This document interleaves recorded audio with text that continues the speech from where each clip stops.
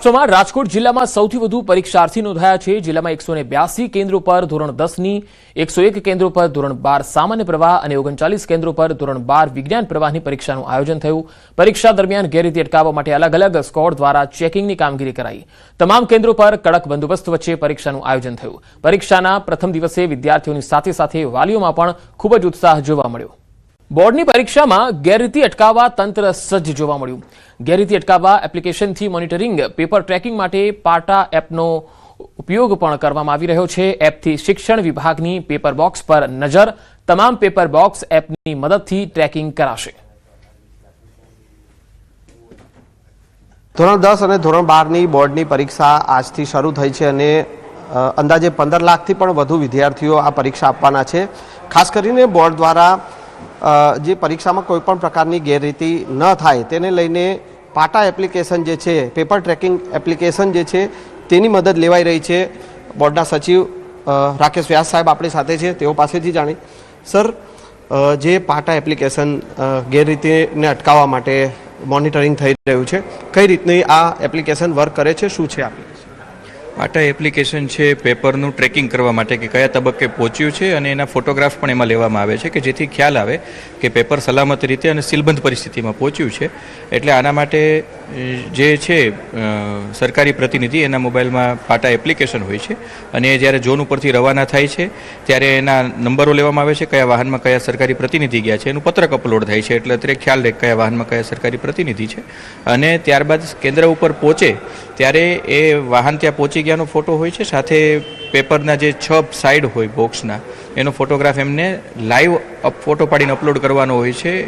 ગેલેરીમાંથી upload થઈ શકતો નથી એટલે લોકેશન સાથે એ સ્થળ ઉપર પહોંચ્યાની સાબિતી સ્વરૂપે અહીંયા મોનિટરિંગ થઈ શકે છે અને એ રીતે સુનિશ્ચિત કરવામાં આવે છે। અને જ્યારે કેન્દ્ર સંચાલકને સોંપે ત્યારે કેટલાની હાજરીમાં સોંપ્યું છે એમને સોંપે એનો પણ ફોટો એક અપલોડ થાય છે કે જેથી આટલા લોકોની સાક્ષીમાં સીલબંધ પરિસ્થિતિમાં મળ્યું છે એની ખરાઈ અને ચોકસાઈ બોર્ડ કક્ષાએથી કરવામાં આવે છે। તો આ હતા રાકેશ વ્યાસ સર, અને જે પ્રકારે પરીક્ષાઓ જે આજથી શરૂ થઈ છે અને તેમાં કોઈ પણ પ્રકારની ગેરરીતિ ન થાય તેને લઈને આ પાટા એપ્લિકેશન જે છે તેના દ્વારા મોનિટરિંગ કરવામાં આવી રહ્યું છે।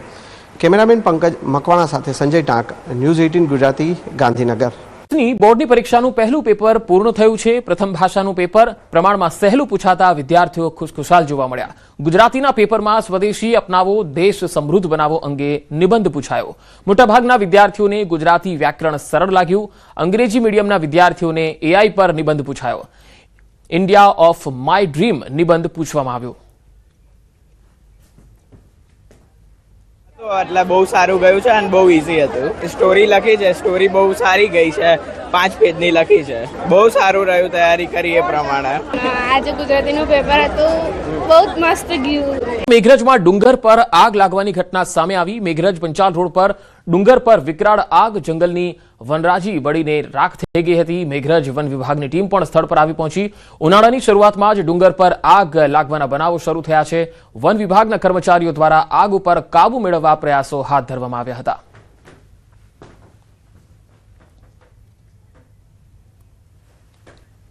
ટ્રાફિક નિયમનના ધજાગરાને કારણે અકસ્માત। અટલ બ્રિજ નીચેના 4 રસ્તા પર અકસ્માત થયો। રોંગ સાઈડ આવેલા બાઇક ચાલકના કારણે અકસ્માત સર્જાયો હતો। આ અકસ્માતનો લાઈવ વિડીયો કેમેરામાં કેદ થયો। રોંગ સાઈડ આવતા બાઇક ચાલકને બચાવવા જતા અન્ય બાઇક ચાલક પટકાયો હતો।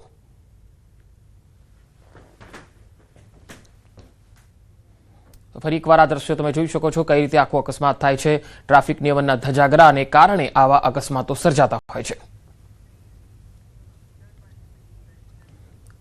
વડોદરામાં બેફામ બનેલા બાઇક ચાલકનો એક વિડીયો વાયરલ થયો છે। ઝોમેટો ડિલિવરી બોયને સ્ટન્ટ કર્યા હતા। આ તસવીરો જુઓ। અટલ બ્રિજ નીચે વાંકી ચૂકી બાઇક હંકારી। પૂરપાટ ઝડપે બાઇક હંકારતા લોકોના જીવ અદ્ધર થઈ ગયા હતા। બેફામ બનેલા તત્વો સામે ટ્રાફિક પોલીસ લાચાર દેખાઈ રહી છે। તો આ તસવીરો તમે જોઈ શકો છો। વડોદરામાં બેફામ બનેલો આ બાઇક ચાલક સ્ટન્ટ કરતો દેખાય છે। ઝોમેટો ડિલિવરી બોય છે જે સ્ટન્ટ કરતો જોવા મળે છે અને અટલ બ્રિજ નીચે વાંકી ચૂકી બાઇક તેણે હંકારી હતી। બાદમાં દારૂ મુદ્દે યુથ કોંગ્રેસ દ્વારા સૈજપુર ખાતે વિરોધ કરવામાં આવ્યો। વિસ્તારમાં દારૂ વેચનાર બુટલેગર સામે કાર્યવાહીની માંગણી કરાઈ છે। દારૂ અને ડ્રગ્સ બંધ કરવા માટે પીઆઈને આવેદનપત્ર આપવામાં આવ્યું છે। બે અલગ અલગ તસવીરોમાં તમે જોઈ શકો છો। યુથ કોંગ્રેસના કાર્યકર્તાઓ મોટી સંખ્યામાં એકત્ર થયા હતા અને સૂત્રોચ્ચાર કરતા જોવા મળ્યા। તો આ તરફ અમદાવાદના ગુજરાત યુનિવર્સિટીમાં એનએસયુઆઈના કાર્યકર્તાઓ દ્વારા વિરોધ પ્રદર્શન થયું. એનએસયુઆઈના કાર્યકર્તાઓ સામે યુનિવર્સિટી દ્વારા કરેલ કાર્યવાહીનો વિરોધ નોંધાવવામાં આવ્યો. યુનિવર્સિટી દ્વારા એનએસયુઆઈના 9 કાર્યકર્તાઓના પ્રવેશ પર પ્રતિબંધ અને એડમિશન રદ કરવામાં આવ્યા હતા. યુનિવર્સિટીની સત્તાધીશોએ આ નિર્ણય અંગે પરિપત્ર બહાર પાડીને અમલ કર્યો હતો. વિદ્યાર્થીઓએ માંગ કરી કે જે વિદ્યાર્થીઓ આ ઘટનામાં સામેલ ન હતા તેમના નામ પરત ખેંચવામાં આવવા જોઈએ. વિરોધ પ્રદર્શન દરમિયાન સરદાર પટેલ અને ડોક્ટર બાબાસાહેબ આંબેડકરના ફોટા સાથે દેખાવો કરવામાં આવ્યા. પાણીપતની ઘટનાના પડઘા સુરતમાં પડ્યા છે. હજીરાની એએમએનએસ કંપનીના કર્મચારીઓ હડતાળ પર છે. પાણીપતમાં એક કર્મચારીના મોત બાદ આક્રોશ જોવા મળ્યો. મોતનો વિડીયો વાયરલ થતા કર્મચારીઓમાં રોષ જોવા મળ્યો છે. સુરતથી આ તસવીરો આવી રહી છે. કર્મચારીઓએ કામ બંધ કરીને હોબાળો મચાવ્યો છે. વિવિધ માંગણીને લઈ કર્મચારીઓ કામથી અળગા રહ્યા. રોષે ભરાયેલા કર્મચારીઓએ તોડફોડ કરી છે. પરિસ્થિતિ બેકાબુ બની જતા પોલીસ પણ સ્થળ પર પહોંચી ગઈ હતી. કંપનીના અધિકારીઓ કર્મચારીઓને સમજાવવાનો પ્રયત્ન કરતા જોવા મળ્યા. જોકે 40 ટીયર ગેસ છોડવાની ફરજ પડી છે. 4 રાઉન્ડ ફાયરિંગ પણ કરાયું છે. 20 કર્મચારીઓને ડિટેન કરવામાં આવ્યા છે. બે અલગ અલગ તસવીરોમાં તમે જોઈ શકો છો.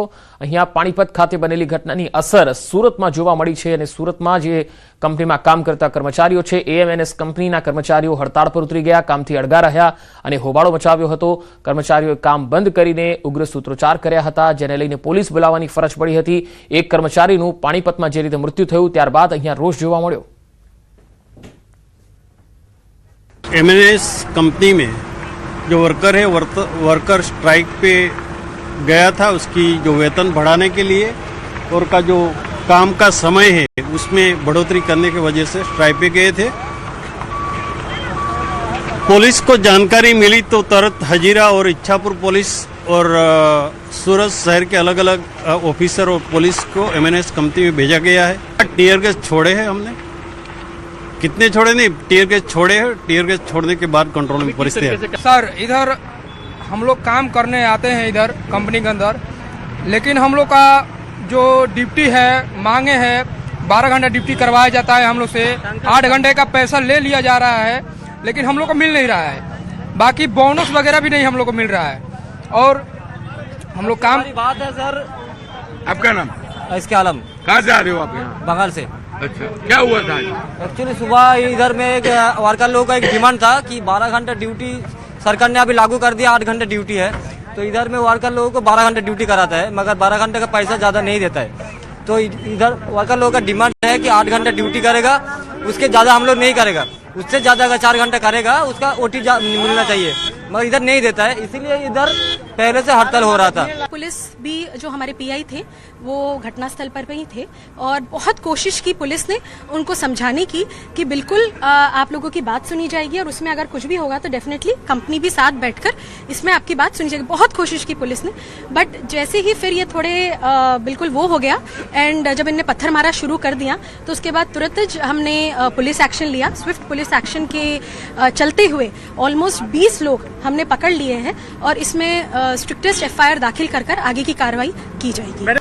પાણીપતનો વિડીયો વાયરલ થયા બાદ સુરતની હજીરા વિસ્તારમાં આવેલી એમએનએસ કંપનીમાં કારીગરોએ હડતાળ કરી હતી અને 5000 કરતાં વધુ કારીગરો જ્યારે રસ્તા પર ઉતર્યા હતા, હંગામો કરી રહ્યા હતા.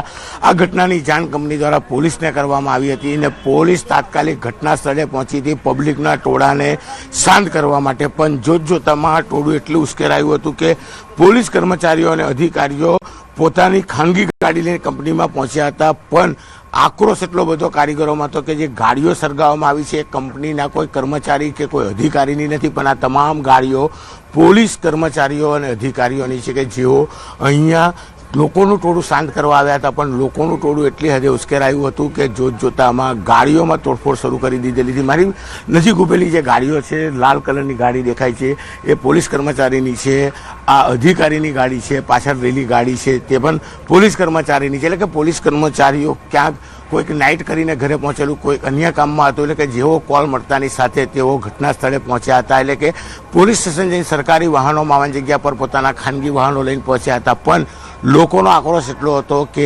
ગાડીઓ કંપનીની છે કે કોની છે તે જોયા વગર આ તમામ ગાડીઓ પોલીસ કર્મચારીઓની છે અને તેમને સળગાવી નાખવામાં આવી છે. એટલે કે કારીગરોનો ગુસ્સાનો ભોગ પોલીસ કર્મચારીઓ બન્યા છે. કેટલાક કર્મચારીઓને વાગ્યું છે. 40 કરતાં વધુ ટીયર ગેસ ફોડવામાં આવ્યા છે. ત્યારે કહી શકાય કે આ તમામ ગાડીઓ પોલીસ કર્મચારીની સળગાવી નાખવામાં આવી છે. જોવાનું એ રહ્યું કે હવે આ મામલે કયા પ્રકારની તપાસ થાય છે. પણ ચોક્કસપણે લોકોનો આક્રોશ ખૂબ જ હતો અને આ તમામ ગાડીઓમાં પોલીસ કર્મચારીઓ પહોંચ્યા હતા લોકોના ટોળાને શાંત કરવા અને લોકોના પબ્લિકના રોષનો ભોગ પોલીસ કર્મચારીઓ અને તેમની ગાડીઓ બની જોવા મળી રહી છે. કેમેરામેન જીગર ગુગલ સાથે કીર્તેશ પટેલ, ન્યૂઝ 18 ગુજરાતી, સુરત.